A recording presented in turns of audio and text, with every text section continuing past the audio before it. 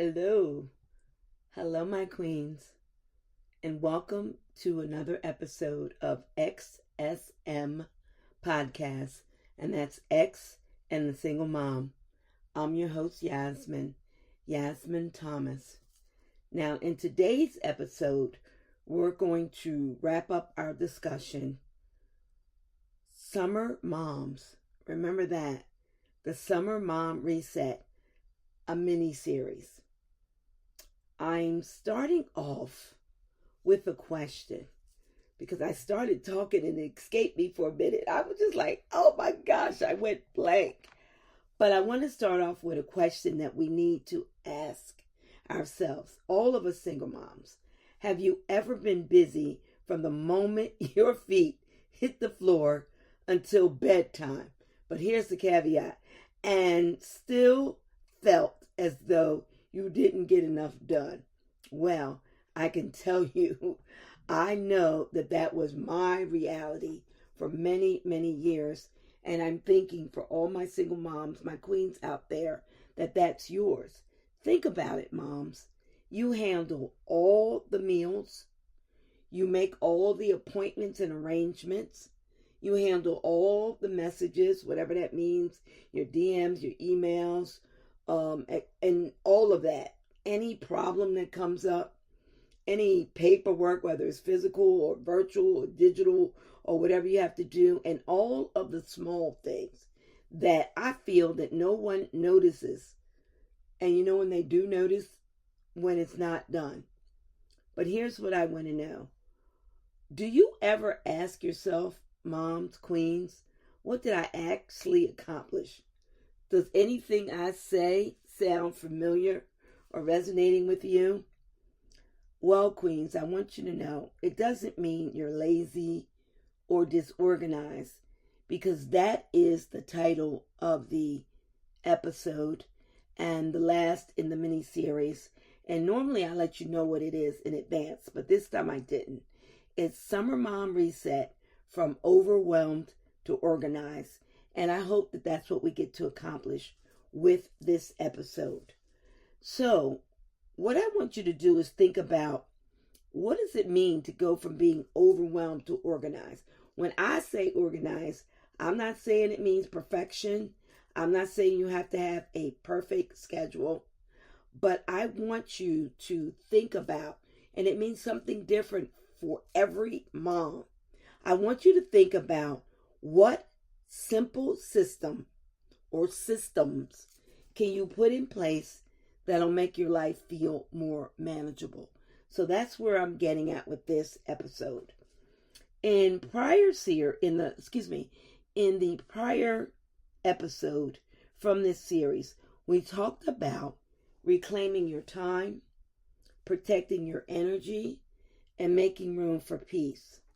So now, at least in my mind, queens, we're going to the next logical step in that process. It's a 3-part series, and I hope you listen to all of them, episode 45, 46, and this last one, 47. So what I'm saying is the next logical step is I want you to think about what kind of simple system can you put in place that will support your life in a realistic way and not put more pressure on you. So I want to break this down, and you know, queens, you're going to get it from me again. It's the instructor trainer in me. Let's kind of know that I have some rhythm to this, and it's some things and tips that you can actually write down. So first, here's the first thing I want you to do. I want you to get it out of your head. And I know as single moms, many of you do that. So the first step is try not to remember everything. There's appointments, school activities, bills, grocery bills, work responsibilities, other household needs. I could go on and on and on, and they're floating around in your mind all the time. And I know they are. I just know. So what I want you to do is I want you to choose a dependable place that you can keep everything. I know old school, we used to have a paper binder and a planner. And to be honest with you, I've come into the new age and I'm digital all the way, but I still have a planner that I write in. So you could use your phone's calendar, notes, anything that works for you. It could be physical or digital. Listen, I know it's going to be digital, but think about physical, but we'll go into that later. You might even have a wall calendar, a whiteboard, anything that works best for you. And the best system, I'm going to be honest with you, is the system you're actually going to use. Not one that you think might be cute, what you might think work. No, one that you're going to use. So once a week, moms, my queens, I want you to take about 15 minutes of your time, sit in your comfort zone and ask yourself, what must happen? What do your children need? What are your immediate, like the next 30 days, deadlines that are coming up? Also, I want you to think about what takes priority and what can really wait, because sometimes we don't do that. So you don't have to keep your whole life in your head. I want you to write it down, whether it's the old school or digital or a combination of both. So that's my first tip. The second one is I want you to literally choose 3 priorities. Yes, queens, 3 priorities. Everything on your list, and I'm sure you have a big one, is not as important as you think it is. Trust me. So what I want you to do is I want you to divide the task into these parts: must do, should do, and could do. Those, I want you to choose your top 3 priorities in each one of those lanes.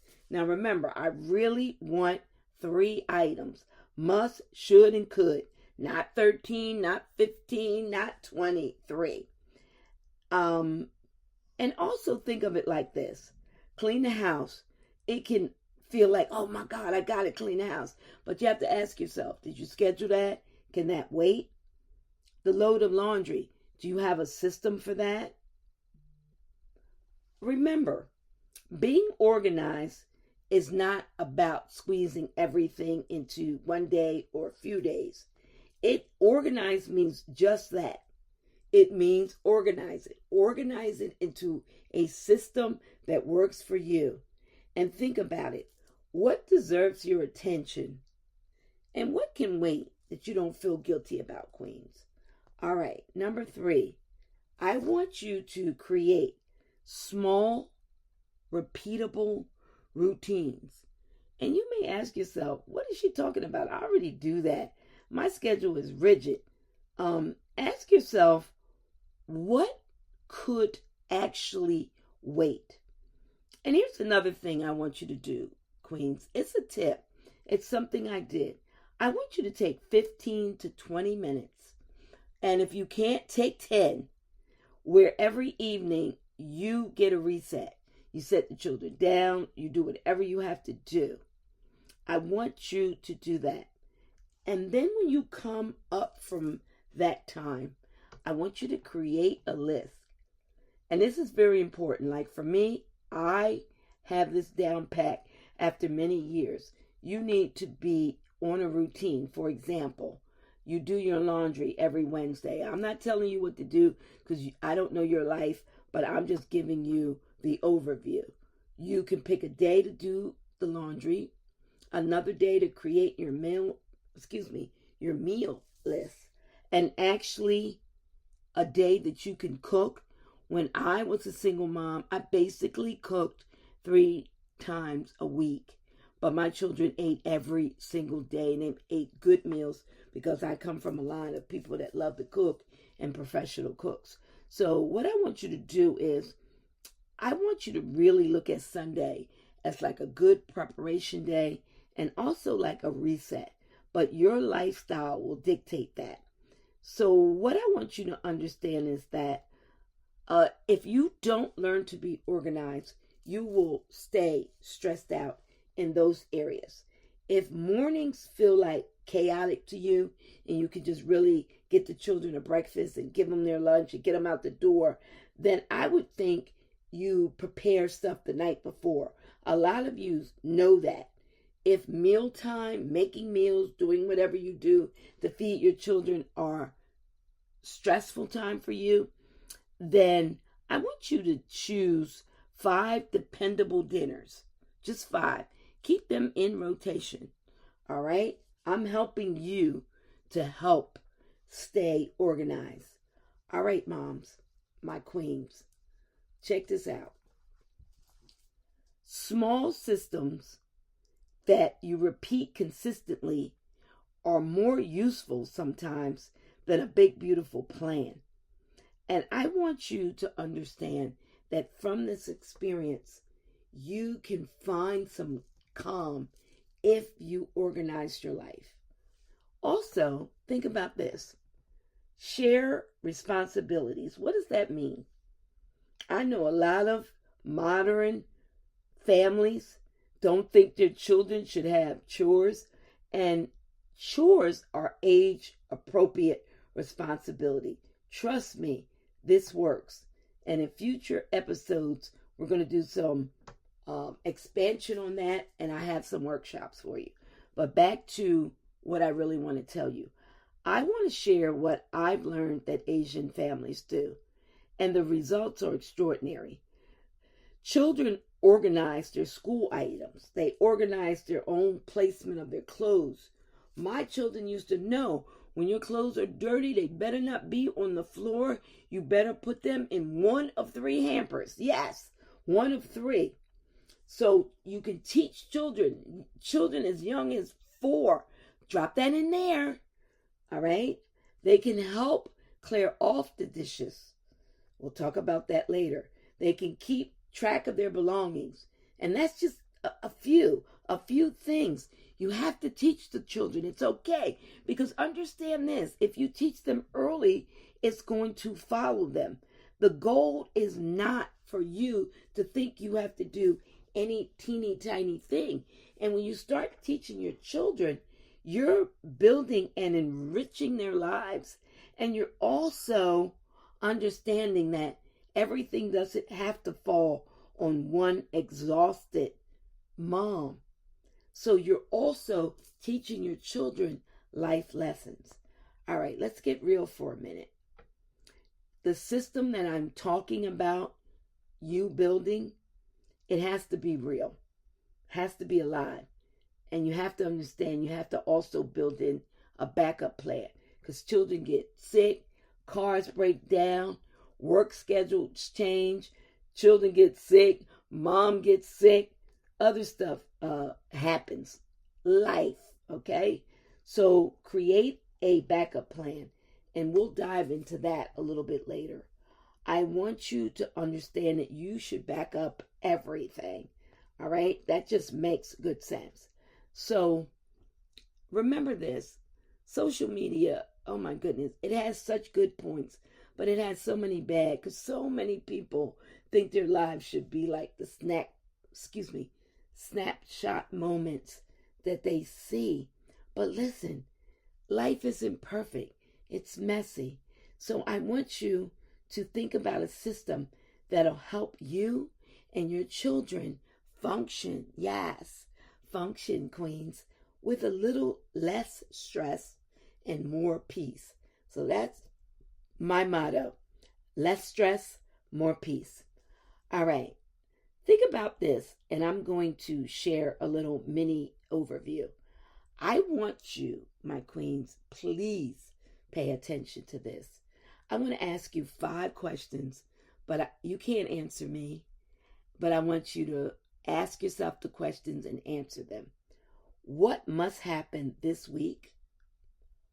What can be made a little simpler? What can actually wait? Who can help me with this? And where am I in this week? Like, what do I need to include and what do I need to leave out? So if you organize yourself just a little bit, your weeks will be so much better, trust me. And you can get a little time for yourself out of it. Well, my queens, we're getting to the time that I don't like, where we're getting to the end of the episode. What I want to say, queens, is that becoming organized isn't about controlling every detail of your life. It's about reducing avoidable chaos and giving your mind room to breathe. That's so important. So start small. One calendar. Identify 3 priorities. Create just one helpful routine, and ask yourself, what does a little bit of help looks like? You don't need to have a perfect life. You need a life that works better for you and your children, one that is more manageable. And that was the goal of this episode. So as I close out, I want to tell you that you can visit xandthesinglemom.com, because I have a lot of information there for you. I want you to, when you listen to the podcast, subscribe, and please share it with a queen, another single mom that may need it, any single mom that needs just a little bit of encouragement. Also, I have a special offer for the first 20 people, and it's no strings. I want to give it to you. Just send me an email to xsmpodcast@gmail.com, and in the subject line, just say I want it. And the first 10, or I'm going to make it 20, people will get a free resource. It's called 10 Self-Care Hacks for the Busy Single Mom. All right, my queens, thank you. Thank you for listening to another episode of X.S.M. Podcast, and that's X and the Single Mom. Please contact me via my email, xsmpodcast@gmail.com, or visit me on the website, xandthesinglemom.com. Listen, I never say goodbye. You know that about me. So what I'm going to do is I'm saying so long for now. So long, single moms. So long, my queens. So long.